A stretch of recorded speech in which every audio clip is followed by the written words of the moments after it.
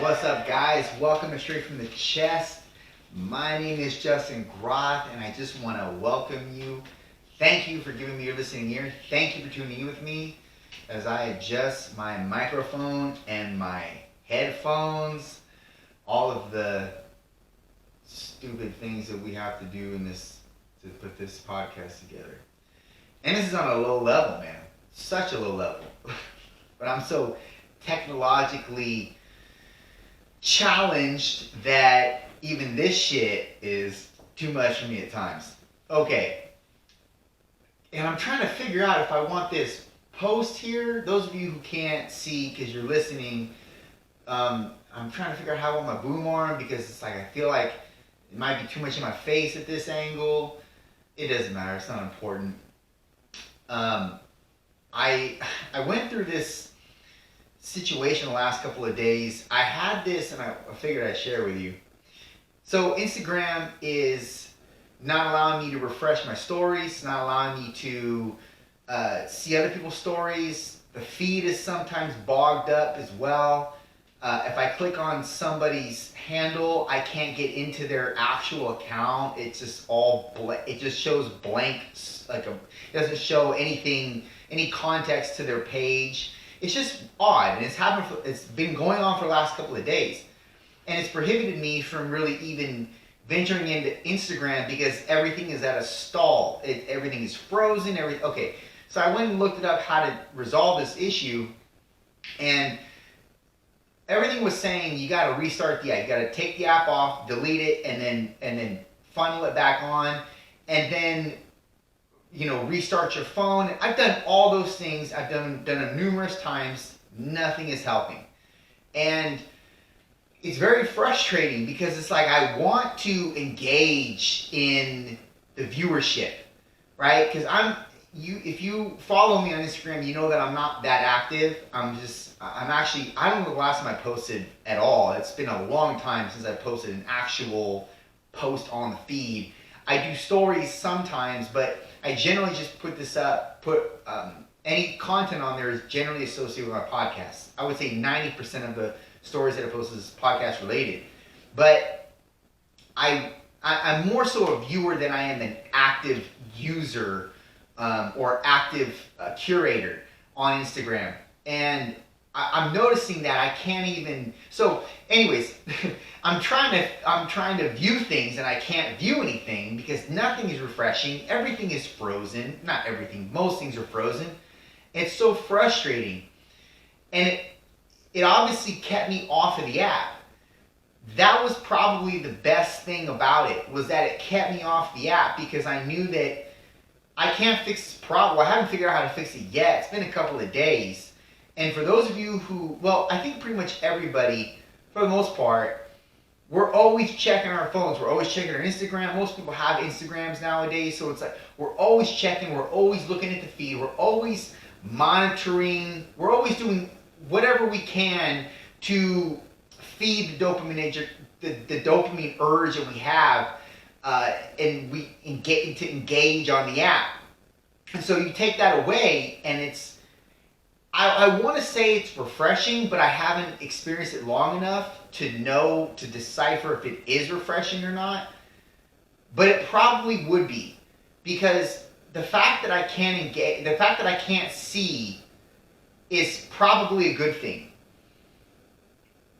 I can't actually discern if this is a good thing for me not to see or if it's a bad thing. I will tell you in the short term, it's frustrating and I want to be able to engage and interact and whatnot. Even if I'm not doing so verbally or I'm even commenting, I just want to be able to receive. And then you take that away and it's like, well, what do I do now? It's like, I guess I got to go back to my errands and chores and all that shit. But the times that you push that button and you click into the app and then you see these, you have your feed, you have your stories, it's obviously something of a hedonistic pleasure that you're engaging in.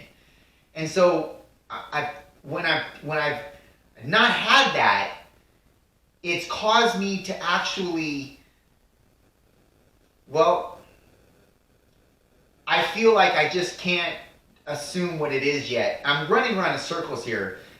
What I'm trying to get at is this. I think that most of the time we're always engaging, we're always looking, we're always comparing, and I know you know this, but we're always judging others, and we're also comparing ourselves to them, and we're always doing this even though we know it's not reality, it's not the way to live our life. And when we disconnect, or when we're actually posed to disconnect, we're actually kept from connecting. Sometimes that can be a good thing because it causes you to sit amongst yourself, that's it, and reflect. And I've always talked about this. This is a good thing for us to reflect and actually channel in who we actually are. And it's always, I don't know if you're like me, but you still haven't figured this game out yet. You still haven't figured out how to navigate your life. Even if you're a believer in God, and even though you're a Christian and you believe in God, and you believe that God has a destiny for you, you believe He has a plan for you, you believe He's navigating you, you can't help it because you're human and you're a human being, that when you get up in the morning you have to take one step in front of the other. You have to do that. You can't just lay in bed and think, well, God's got a plan and a destiny for me, it's going to unravel no matter what. Like, that's ludicrous to say, to believe that. And I know you understand that. So naturally, as a human being, you autonomously navigate your path. Even though you know that the creator of the universe, God, He's actually guiding your steps and navigating you Himself. But it's like, and I know that He is, or at least I feel He is. I choose to believe in that. I don't know what you choose to believe in. I choose to believe in that. And so, but it doesn't mean that I'm not the one in charge to some degree with regards to where I put my foot. So if I'm putting my one foot in front of the other, I got to know where I'm putting that foot. I can't just leave it up to God to say, well, I'm not going to do shit today. You just guide my feet, guide my hands. You know, you can't do that. You got to be somewhat active. You can't just leave it all to Him. He's playing a role with you, I feel. You can debate that all you'd like. That's just what I feel. That's just what I think reality is. I'm choosing to believe that, look, man, I know that God's directing my overall step, my overall opportunities, the overall blessings and promotions that are gonna rain down upon me. But at the same time, I have to take the lead with certain things here, like the day-to-day shit. I feel like we can put it this way. You're in charge of the minutia. He's in charge of the overarching big scale particulars of your life. So with that being said, it's hard to discern where I should go, who I should listen to, who I should trust, what I should do in my own life, how hard should I do it, how soft should I do it. And when I mean hard and soft, I mean how much intensity should I apply in this particular endeavor? How much focus or concentration should I put on this particular thing? That's hard to know. And if you're an addictive and obsessive mindset like myself, it even exacerbates it further, like to the 10th degree, because you don't know when to stop. You don't know if you should stop. You don't know if this is something that's going to yield any benefits. You don't know if what you're doing is too much and you're actually causing more harm than good. And then that begets its own toxicity on your persona. And it's just so you're fighting these battles and nobody even knows what you're fighting. And you don't even know what you're fighting. You can't even discern what you're fighting because you don't even know if what you're fighting is worth fighting or if it's just futile in its essence. The only thing you can do to be able to discern where you should go and what you should do is to just get quiet. And the only way you get quiet is when you stop comparing. and you stop looking to people that themselves don't have it all together, but just don't show you that because they only show you what they want you to see. And only share with you what they want you to be, what they want you to know. But when you get quiet and you block out the distractions and you reflect on your identity and what is biologically implicit to who you are, you know, what gets your gears turning. When you sit and reflect and you have no outside noise, that's when you can discern much clearer with regards to what path you're supposed to go in, what you're supposed to do, who you're supposed to listen to, who you deem and what you deem important. We all have these biological narratives that are implicit or native to us. But we can choose to disregard them or dilute them or even discount them or suppress them when we have outside noise or outside juxtapositions that we're carrying with other people or other things or other people's journeys or their legacies or what have you.